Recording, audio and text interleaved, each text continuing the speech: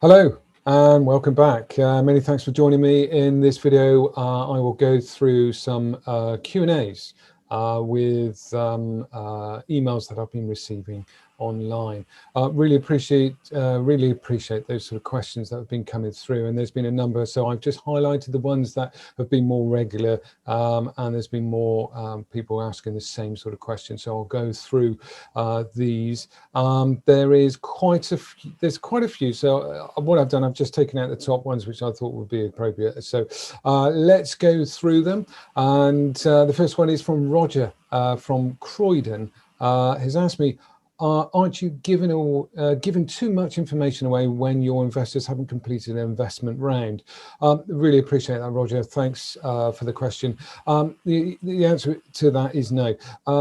What I've been doing through these videos is obviously trying to give as much information as I can to investors about how we foresee Prepmove to operate within the property industry in Britain, and as much of that information that I can without being able to divulge so much that some sort of copycat is going to take over and try and mimic what we're doing.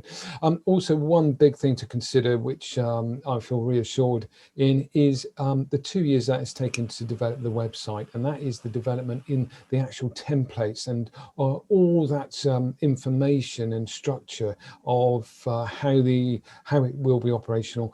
That has taken a long time. It's had approval from web companies that have signed non-disclosures, that they can do what I want them to, what I want it to do. And, it is very complicated. It's extremely difficult to pull off. I feel confident that, I can speak openly to a point. There is stuff that I'm still holding back. So, be reassured that, really the 200-page graphic design and layout and semantics of the website is almost, bulletproof in that sense that, we can talk about this a little bit more openly. But thank you for the question, Roger. Moving on to Lisa from Stoke-on-Trent.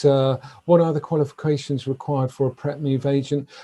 Thank you, Lisa, for the question. Our agents need to be estate agents, basically, and local estate agents too, and also have the ability to do valuations. That would be the ultimate agent for us. An agent that's been in the area for a long period of time, that's been performing already valuations, and they came to us and we took them on. That would be great. Reality is we probably need to reel that sort of qualification in.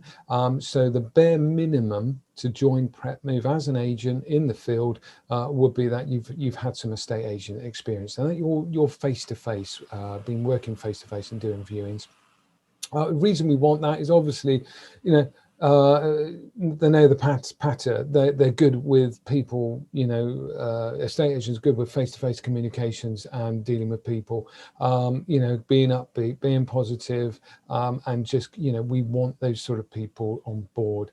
And obviously local knowledge is very important, so we want local agents as well. Thank you, Lisa.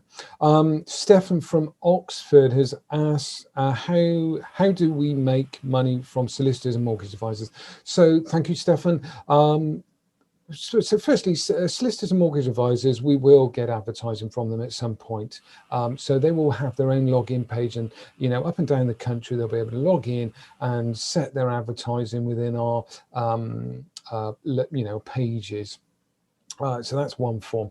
Solicitors are a little bit different because obviously we will use a third-party company to be able to perform quotes and send to our sellers once they do release their properties. So we would get a payment of anything between £50 and £100 per agreement, or per seller that takes on our quote.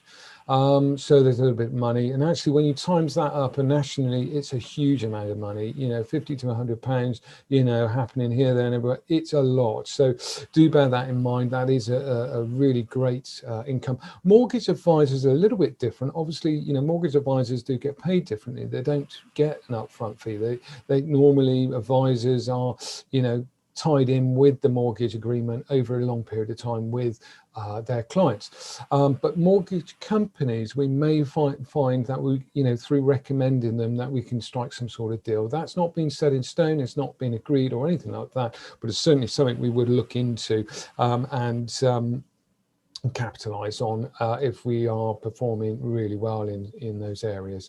Thank you, Stefan. Clive from Exeter has asked, why do you have two pitch decks, one at 550k and one at 1.2 million? Appreciate that, Clive, many thanks, and a very good question. When I set up and started making the pitch decks, it was at the 1.2 million, and then we had this lockdown and we had this sort of COVID hit, and investments into new ideas did take a plummet. So what I thought is, right, I need to sort of see what I can do. Can I still make investors money at a lower sort of price threshold that's going to be appealing? Now, this is all in the business plan. It's fully open to the public to view, so do take a look, do download it off of our website, and or email me. The 550,000k investment was for a North Somerset area, so a smaller area, whereas the 1.2 million investment was for almost a rollout to 70% of a national rollout of 70%. It's not a full national rollout, it was 70% at 1.2, but the returns were really good. I mean, just to give you a rough idea, 550k investment and bear in mind, and I do need to make this clear, that not many people are misinformed with it. 550,000, that's for 2 years running. 1.2 million is for 2 years running. So they're both 2 years running. It's not just one, to get you through 1 year, it's for 2 years security in getting this company up and running and getting it into the third year where you're going to see the biggest profits and rewards as an investor. We, for example, at the moment, you'll be able to see this in the pitch deck and on the business plan as well, the 550k investment that we find on the third year will return, 1.2 million gross profit. 1.2 million, if we can find that, wonderful. But the return on the 1.2 is 4 million gross profit by the third year. So a big difference. Obviously, we have that ability to expand a lot quicker with that extra money. That's really another set of videos that I'm going to get into the financials of the company, but just a rough outline. But thank you, Clive, for the question. Dean from Nottingham has asked, what happens when everybody's using Prepmove? That's a really big question, and I mean, I love your foresight and looking into the future there. Dean, quicker turnaround times for offering and buying, basically for sellers releasing their property to market. There's going to be a lot more quicker times in the turnaround for everyone throughout the industry if they're all using our services. First-time buyers and cash buyers will become even more significant in this model of Prepmove and the way of buying and selling, because they will fuel our sellers.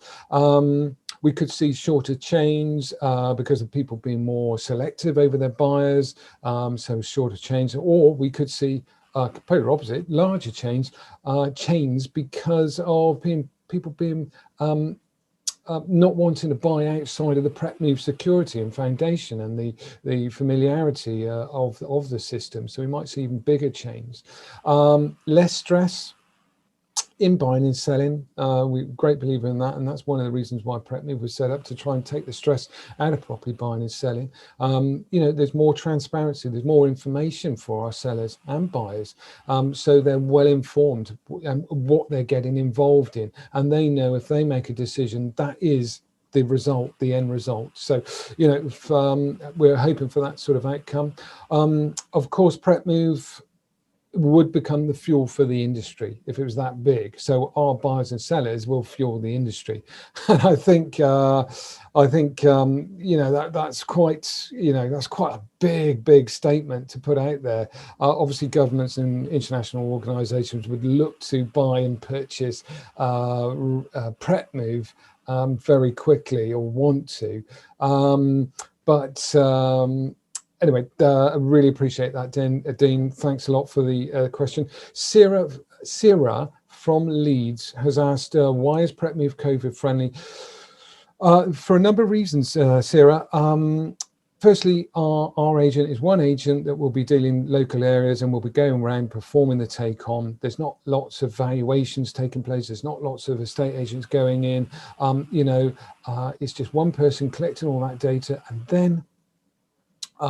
then when the seller chooses to sell, they can release and they can drop the key through the estate agent's letterbox.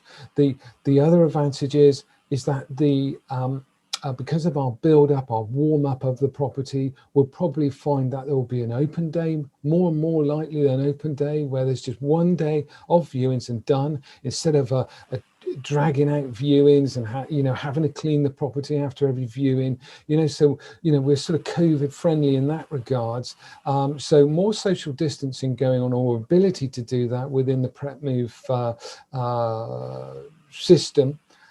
So thank you, Sarah, for that question. Michael from Yorkshire has asked,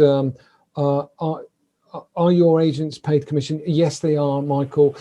So basically what we put in the business plan is for all our agents are on a basic of 14k plus a company car and fuel included in that as well.